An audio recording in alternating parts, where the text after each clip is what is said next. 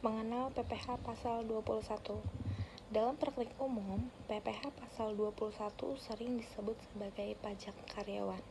Meskipun hal tersebut kurang tepat, PPh Pasal 21 bukan hanya dikenakan atas penghasilan karyawan, melainkan dapat dikenakan kepada seluruh orang pribadi yang merupakan lawan transaksi perusahaan selain karyawan. Dalam ketentuan Peraturan Menteri Keuangan Nomor 168 Tahun 2023, PPh Pasal 21 didefinisikan sebagai adalah pajak atas penghasilan berupa gaji, upah, honorarium, tunjangan, uang pensiun, dan pembayaran lain dengan nama dan dalam bentuk apapun sehubung dengan pekerjaan, jasa, atau kegiatan yang dilakukan oleh wajib pajak orang pribadi dalam negeri.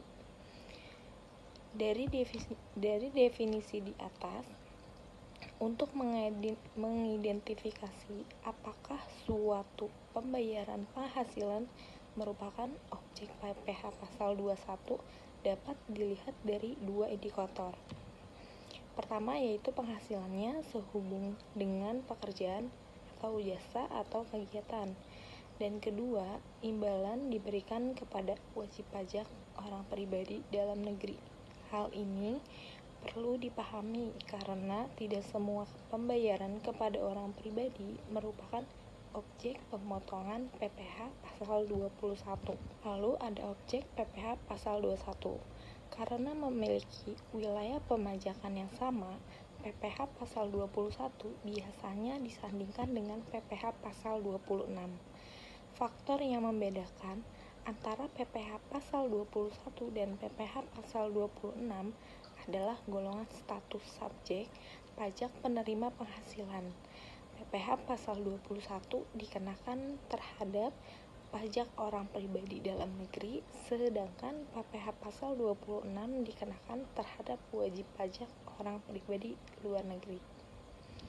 PPh Pasal 21 termasuk withholding tax. Mekanisme pemotongan oleh pihak ketiga yang populer disebut dengan withholding tax system merupakan salah satu sistem pemotongan atau pemungutan pajak yang berlaku di Indonesia. Negara menunjuk pihak lain untuk melakukan pemotongan atau pemungutan pajak. Pemotong atau pemungut yang ditunjuk kemudian berkewajiban untuk melakukan pemotongan, penghitungan, penyetoran, dan pelaporan atas pajak yang dipotong atau dipungut. Ketentuan mengenai pengurangan dalam penghitungan pajak penghasilan Pasal 21. Poin A. Biaya jabatan dan biaya pensiun. Berdasarkan PMK nomor 250/PMK.03/2008 Pasal 1, dinyatakan bahwa besarnya biaya jabatan yang dapat dikurangkan dari penghasilan bruto untuk penghitungan pemotongan pajak penghasilan bagi pegawai tetap ditetapkan sebesar 5% dari penghasilan bruto setinggi-tingginya Rp6 juta setahun atau Rp500.000 sebulan. Pasal 2 dinyatakan bahwa besarnya biaya pensiun yang dapat dikurangkan dari penghasilan bruto untuk penghitungan pemotongan pajak penghasilan bagi pensiun ditetapkan sebesar 5% dari penghasilan bruto, setinggi-tingginya Rp2.400.000 setahun atau Rp200.000 sebulan. Poin B. Penghasilan tidak kena pajak atau PTKP. Besarnya PTKP diatur dalam PMK nomor 10/PMK.010/2016 dengan ketentuan sebagai berikut. Yang pertama, 54 juta untuk diri wajib pajak pribadi. Yang kedua, 4.500.000 untuk wajib pajak yang kawin. Yang ketiga itu ada 54 juta tambahan untuk seorang istri yang penghasilannya digabung dengan penghasilan suami.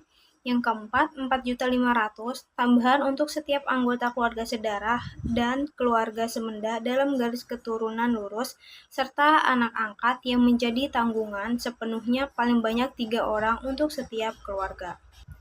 Kemudian tarif pajak PPh Pasal 21. Berdasarkan Undang-Undang Nomor 7 Tahun 2021 tentang harmonisasi perpajakan adalah sebagai berikut. Penghasilan kena pajak sampai dengan 60 juta rupiah dikenakan tarif 5%. Penghasilan kena pajak di atas 60 juta rupiah sampai 250 juta rupiah dikenakan tarif 15%.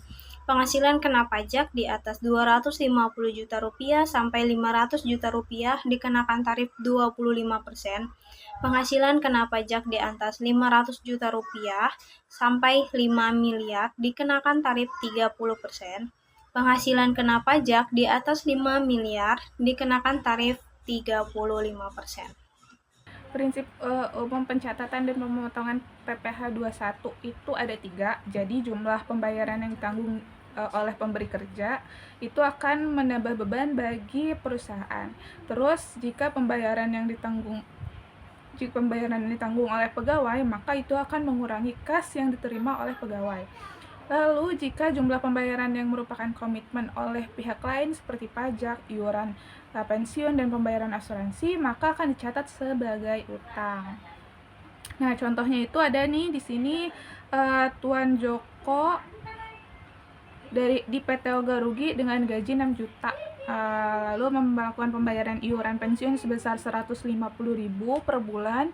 Joko juga menikah tapi tidak punya tanggungan, maka perhitungan PPh pasal 21-nya itu adalah gaji pokoknya 6 juta dikurangi sama biaya jabatan dan iuran pensiun.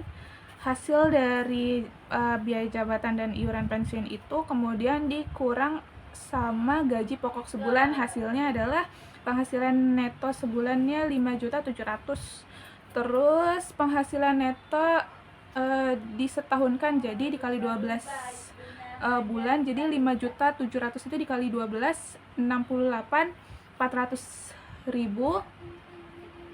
Penghasilan tidak kena pajaknya karena Joko sudah menikah tapi tidak punya tanggungan, jadi K0. 58.500 dikurang sama tadi yang penghasilan neto yang disetahunkan, jadi 68.400 dikurang 58.500, hasilnya adalah penghasilan kena pajak 9.900.000.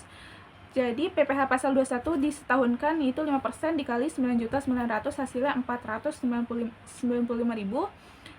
Untuk PPh pasal 21 sebulan yaitu 495.000 dibagi 12, hasilnya 41.250 rupiah. Jika diasumsikan Tuan Joko sudah bekerja selama 1 tahun, takwim atau tahun pajak bagi dan gaji yang dihitung di atas merupakan gaji bulan Januari 2020, maka gaji neto yang diterima oleh Tuan Joko adalah 6 juta dikurang PPh pasal 21 yang sebulan itu yang 41.250 sama dengan 5.958.750 rupiah. Nah, hal tersebut menunjukkan bahwa perusahaan telah melakukan pemotongan PPh 21 untuk masa pajak Januari sebesar 41.250 rupiah. Maka pencatatan dilakukan sebagai berikut. Bagi PT ABC sebagai pemotong PPh pasal 21 yaitu ada biaya gaji pada kas dan hutang PPh pasal 21. Untuk karyawan ada kas PPh 21 dibayar di muka pada pendapatan gaji. Pemotongan pajak penghasilan pasal 21 dari sisi karyawan dicatat sebagai PPh 21 dibayar di muka karena akan dikreditkan pada saat pelaporan SPT tahunan orang pribadi karyawan, dan penghasilan tersebut dapat digabungkan dengan penghasilan lain yang diterima oleh karyawan pada tahun pajak yang sama. Terus PT Oga Rugi melakukan pembayaran gaji bruto pegawai senilai 7.700.000 dengan iuran pensiun sebesar 670.000 dan PPh 21 senilai 54.500. Berikut adalah penjurnalannya. Pertama, jurnal iuran pensiun ditanggung dan dibayarkan oleh perusahaan. Ada beban gaji dan beban penunjang iuran pensiun pada utang PPh pasal 21, utang iuran pensiun dan kas.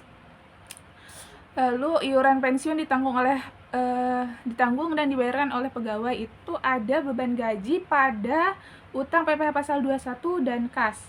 Jika iuran pensiun ditanggung oleh karyawan namun dibayarkan oleh perusahaan, maka jurnalnya adalah beban gaji pada utang PPh pasal 21, utang iuran pensiun, dan kas.